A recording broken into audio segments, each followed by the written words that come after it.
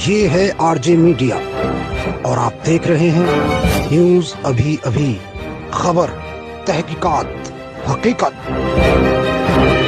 जनपद सहारनपुर प्रभारी व कृषि शिक्षा एवं कृषि अनुसंधान विभाग के मंत्री सूर्य प्रताप शाही ने कहा कि कृषि विधेयक को लेकर विपक्ष तरह तरह की भ्रांतियां फैला रहा है, जबकि फसल का एग्रीमेंट है, खेती का या जमीन का नहीं। विपक्ष तरह तरह की भ्रांतियां फैलाकर किसान को गुमराह करने का प्रयास कर रहा है। श्री शाही ने प्रेस वार्ता में सरकार की उपलब्धियों को गिनाते हुए कहा कि महापंचायत आंदोलन किसानों का नहीं, कुछ राजनीतिक दलों का है, जो कि बहुत सीमित है। श्री शाही ने कहा कि सरकार किसानों का उत्पीड़न किसी भी दशा में बर्दाश्त नहीं की जाएगी। सरकार ने किसानों के लिए चलाई गई योजना में 80% अनुदान कृषि यंत्रों के लिए रखा है। इतना ही नहीं, सरकार की मंशा है कि 13 इस सत्र से पूर्व ही गन्ने का 100% भुगतान कर दिया जाए, जबकि पूर्व सरकारों का कई सालों का भुगतान लंबित रहता था। सरकार किसान गन्ना भुगतान पेराई सत्र से पूर्व हो जाए, इसी को लेकर चल रही है। उन्होंने कहा कि किसानों का उत्पीड़न किसी भी दशा में बर्दाश्त नहीं किया जाएगा। धान क्रय केंद्र से बिना समुचित कारण के किसी भी किसान का धान लौटाया जाए, क्रय केंद्रों पर मैन पावर बढ़ाई जाए, किसानों को टोकन की व्यवस्था को सुदृढ़ बनाए जाने के निर्देश दे दिए गए हैं। उन्होंने बताया कि 1 अक्टूबर से जनपद के 7 क्रय केंद्रों पर खरीद की गई थी। 8 अक्टूबर 2020 तक 524.1 मीट्रिक टन धान की खरीद हो चुकी है। दान के पोर्टल पर 5,744 किसानों ने अपना पंजीकरण करा लिया है, जिनमें से 3,441 के खातों का सत्यापन भी पूरा कर लिया है। ध्यान देने वाले किसानों के खाते में 72 घंटे के अंदर धान के मूल्य का भुगतान करने के निर्देश सरकार ने दे दिए हैं।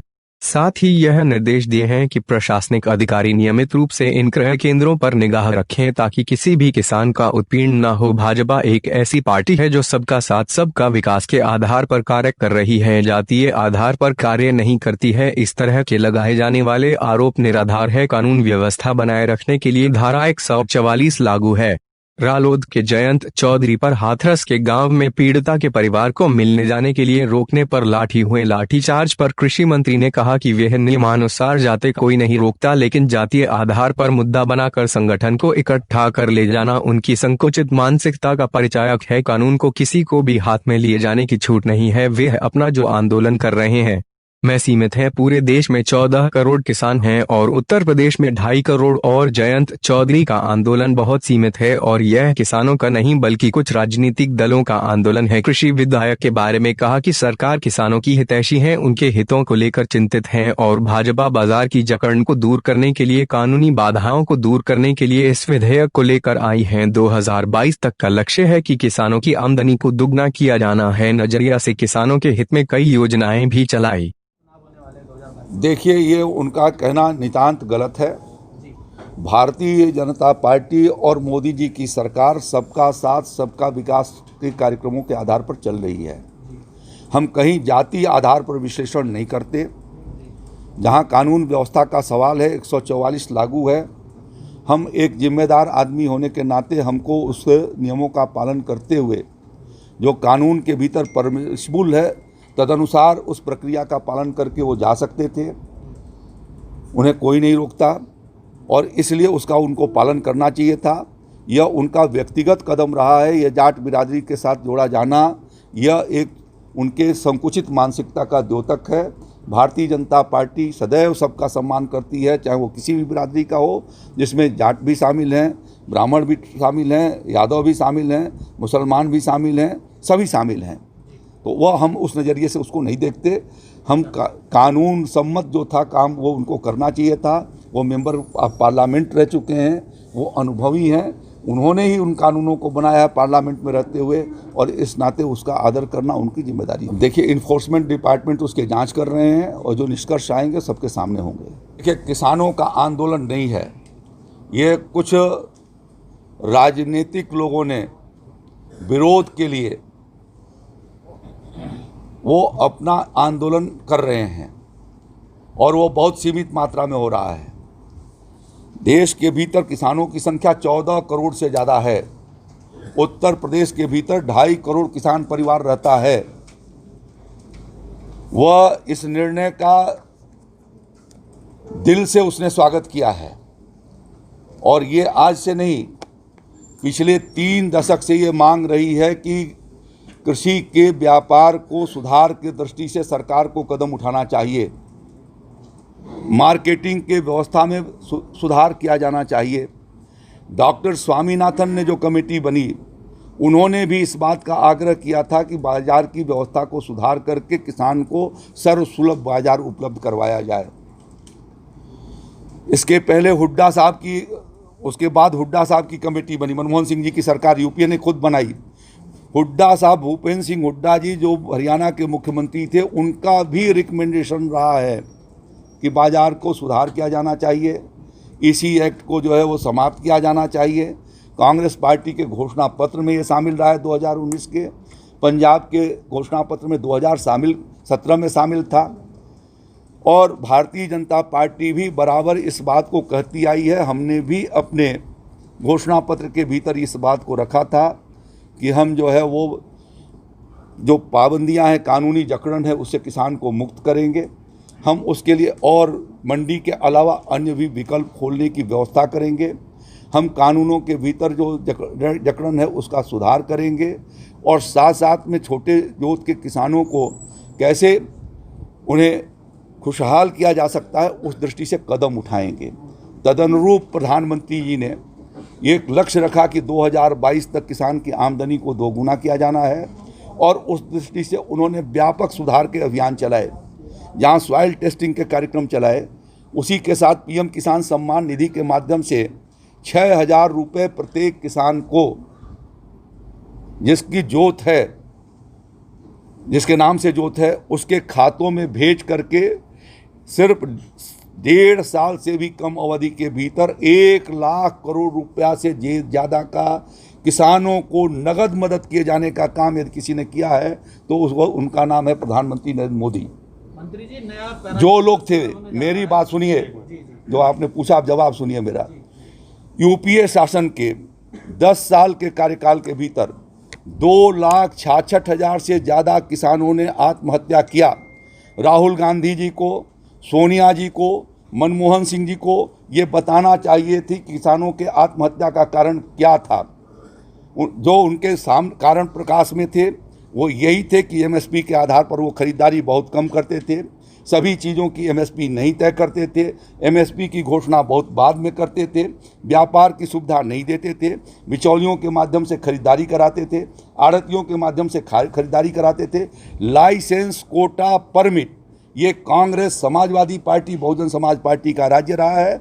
जब भी उन्होंने रहा है तदनुसार वो करते रहे, और आज इससे आड़तिये ख़त्म हो गए, कमीशन एजेंट ख़त्म हो गए, मंडी के अलावा अन्य विकल्प खड़ा हो गया, मंडी शुल्क, मंडी के बाहर मंडी शुल्क समाप्त हो गया। तो यह जो कुछ हुआ उसका सारा फ़ायदा किसान को जाने वाला है, और किसान को हम बताने की कोशिश कर रहे हैं। जितने महत्वपूर्ण अखबारों में आर्टिकल आए हैं, प्रिंट मीडिया के लोग बैठे हैं, जितना आर्टिकल आया है अधिकांश ने ये कहा है कि ये कदम बहुत पहले उठना चाहिए था। ये बहुत अच्छा कदम उठा हुआ है। जो कृषि क्षेत्र के विशेषज्ञ हैं उनके जो बयान आए हैं, जो पॉलिटिकल मोटिवेटेड हैं, वो सिर्फ राजनीतिक विरोध के नाते वो उसका विरोध कर रहे हैं, और मैं समझता हूं कि वह किसानों के हित में नहीं है। वह गलत तथ्यों के आधार पर किसानों को गुमराह कर रहे हैं। कहीं पर भी एमएसपी ख़त्म नहीं की गई है। वो भ्रांति, अफवाह पैदा कर रहे हैं कि एमएसपी समाप्त कर दी गई। वो भ्रांति पैदा कर रहे हैं कि कॉन्टेक्चुअल खेती में किसान का ज़मीन जो है वो पूंजीपति हड़प लेगा, जिसके भीतर खेती का कोई एग्रीमेंट ही नहीं होना है, फसल का एग्रीमेंट है, ज़मीन का एग्रीमेंट नहीं है। तो ये जो गलत तथ्य करके पार्लियामेंट के भीतर आप चर्चा नहीं करते। जब इस बिल के आने का था तो हम तो विदेश घूम रहे थे, वहाँ से ट्वीट कर रहे थे हम। पार्लियामेंट में आपको बहस करने से किसने रोका था? क्यों नहीं आपने पार्लियामेंट में बहस किया? यदि कमियां थी तो आपने वहाँ पर क्यों नहीं रखा? और 4 घंटा लोकसभा के भीतर, 4 घंटे राज्यसभा के भीतर चर्चा हुई, तो उस चर्चा में यदि आप हिस्सेदारी बटाए होते, वहाँ पर आप अपनी तकलीफ को कहे होते, जो परिमार्जन हो सकने का संभावना आपका हो सकता था, बहुमूल्य सुझाव होता। यदि आपके बहुमूल्य सुझाव उस समय सुझाव आते तो उस सरकार उस बारे में भी विचार कर सकती थी। लेकिन आप उस प्लेटफार्म को, जो लोकतांत्रिक प्लेटफार्म है, उससे हट करके और हिंसा को आप पैदा कर रहे हैं। आप ट्रैक्टर को जला रहे हैं, हमारे उत्तर प्रदेश में मंडी के भीतर 2.5% शुल्क लगता है, 2% मंडी शुल्क, 0.5% शेष। पंजाब के भीतर कमीशन एजेंट अलग पैसा वसूलता है, आढ़तिया अलग पैसा लेता है और मंडी शुल्क अलग लगता है, 8% लगता है। जो 8% लगता है वो वकालत कर रहे हैं उस व्यवस्था की, और जहाँ 2.5% लग रहा है वो स्वागत कर रहा है कि हम इसको ख़त्म करेंगे। और मंडी के बाहर हमने ये पूरी तरह से प्रतिबंध कर दिया है कि उस पर किसी भी प्रकार का मंडी शुल्क या कोई टैक्स नहीं लगेगा इस कानून के भीतर। तो जो 2.5% जाता था वो भी किसान को पास होगा, विकल्प उसके पास है, किसान के पास ये कोई बाध्यता नहीं है। हमारी जो MSP के क्रय केंद्र चल रहे हैं, आज धान के लिए हमने शुरू किया है, तो वो MSP के क्रय केंद्र पर भी जा सकता है। बाज़ार में उसको लगता है कि नहीं बाज़ार में हमें अच्छी कीमत मिल जाएगी तो वहाँ पर भी जा सकता है। ऑनलाइन 1000 मार्केट को हमने जो है वो ई-मंडी से जोड़ दिया है। तो उन मंडियों पर आज यहाँ पर बैठ करके यदि आपको लगता है कि नहीं हमें राजस्थान में ज़्यादा दाम मिल सकती है तो आप सौदा कर सकते हैं। व्यवस्था ये कर दिया है कि जो बिक्री होगा, बिक्री के 3 दिन के भीतर आपको पेमेंट करने होंगे। तो क्या तकलीफ़ है उसके भीतर? आप जा करके आप क्या करते हैं, पंजाब यूथ कांग्रेस का आदमी ट्रैक्टर खरीदता है 50,000 रुपये में और ले आकर के उसको जलाता है। तो ये तो आप राष्ट्रीय संपत्ति को क्षति पहुंचा रहे हैं। किसान जो हल की पूजा करता रहा है, बलराम जी की पूजा करता है, आप जो है उसके यंत्रों को जला करके क्या बताना चाहते हैं? आपने इसी तरीके से उनके शासनकाल में गन्ने जलाए जाते थे, इसी उनके शासनकाल में किसान जो है अपने फसलों को फूंकता था।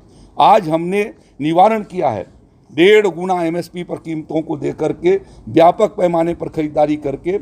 अखिलेश जी जब मुख्यमंत्री थे 2016-17 में, मार्च 17 तक मुख्यमंत्री थे, 15 मार्च तक वो खरीदते थे 7 लाख मेट्रिक टन गेहूँ। हम खरीदते हैं 52 लाख 53 लाख मेट्रिक टन गेहूँ। वो कहते हैं हम किसान समर्थक हैं, और जो 53 लाख मेट्रिक टन खरीदता है वो किसान विरोधी है। उनके ज़माने में दिया जाता था 1400 रुपया, हमने दिया है जो 1850 रुपये। तो 1850 रुपया देने वाला किसान विरोधी और 1400 रुपया देने वाला किसान समर्थक, 7 लाख मेट्रिक टन खरीदने वाला किसान समर्थक और 53 लाख मेट्रिक टन खरीदने वाला किसान विरोधी।